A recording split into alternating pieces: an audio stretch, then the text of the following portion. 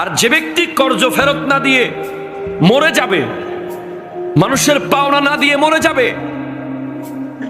নিজের মনে করে খেয়ে বসে আছে, তার জান কবজ হওয়ার সময় এত কষ্ট সে পাবে, কারণ ঋণের সাথে রুটা লটকে থাকবে। হাদিস অনুযায়ী রু সহজে বের হবে না।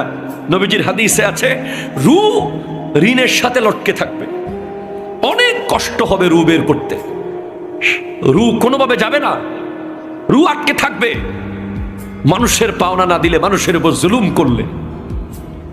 আমরা তো আলহামদুলিল্লাহ নিশ্চিত মনে দোকান থেকে বাজার করি, নেন যা লাগে আপনি টাকা নেন, অসুবিধা নাই, আপনার সাথে দেখা কালকে হচ্ছে। কথা কোন ঠিক কিনা বলেন না? কারো কাছে টাকা পাইলে নিশ্চিত থাকি, একেবারে ঘুমাই শান্তিতে।